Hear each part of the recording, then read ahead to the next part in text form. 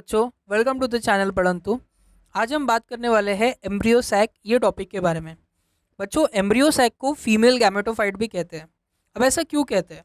क्योंकि जो ऐसी जगह होती है जहाँ पे गैमेट्स बनते हैं उसे हम गैमेटोफाइट नाम देते हैं। अगर फीमेल गैमेट बन रहे हैं तो उसे हम फीमेल गैमेटोफाइट कहेंगे। तो बच्चों, एम्ब्रियो सैक में फीमेल गैमेट बनते हैं, इसलिए उसका नाम पड़ता है फीमेल गैमेटोफाइट। बच्चों, ये पढ़ने से पहले हमें मेगास्पोरोजेनेसिस क्या होती है ये समझना होगा। तो मेगास्पोरोजेनेसिस में क्या होता है? मेगास्पोरोजेनेसिस में एक सेल जिसका नाम है एमएमसी सेल, वो आगे चल के कन्वर्ट हो जाता है मेगास्पोर्स में। अब ये कैसे होता है मैं डिटेल में आपको समझाता हूँ। जो न्यूक्लियस जगह होती है, ओव्यूल के अंदर जो न्यूक्लियस जगह होती है, वहाँ पे एक सेल होता है, उसका नाम है एमएमसी सेल। एमएमसी सेल का फुल फॉर्म है मेगास्पोर मदर सेल। बच्चों, ये सेल डिप्लॉयड होता है, मतलब उसमें 2n ये क्रोमोजोमल नंबर रहेंगे। उसके बाद ये सेल मियोसिस में जाता है। एमएमसी सेल जब मियोसिस में जाता है तो 4 सेल बनते हैं, और 4 सेल जो बनते हैं उन चारों सेल को नाम दिया जाता है मेगास्पोर। पर बच्चों, इन 4 में से 3 सेल डिजनरेट हो जाते हैं, और जो बचा हुआ एक सेल है वही आगे डेवलपमेंट में पार्टिसिपेट करता है, बनाता है। बच्चों, जब मेगास्पोर एम्ब्रियो सैक बनाता है तो उस प्रोसेस को मोनोस्पोरिक डेवलपमेंट ये कहते हैं। अब ये कैसे होता है ये हम देखते हैं, डिटेल में देखेंगे।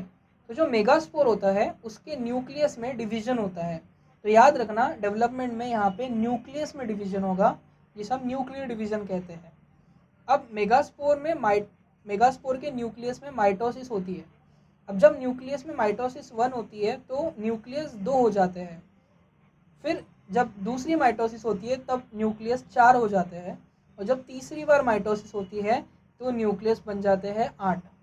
इन 8 में से 2 न्यूक्लियस जो है वो बीच में आ जाते हैं, और आगे चल के इनका नाम पड़ता है पोलार न्यूक्लियर।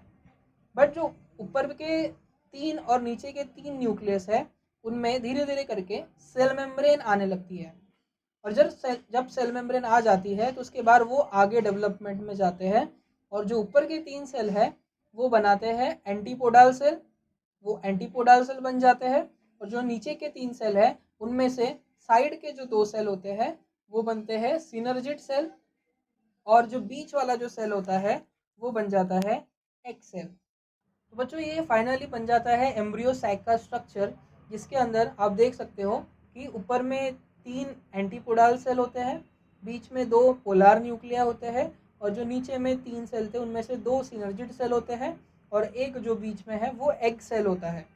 तो बच्चों, ऐसे करके हमें 7 सेल और 8 न्यूक्लियस वाला स्ट्रक्चर मिलता है। अब 7 सेल कैसे?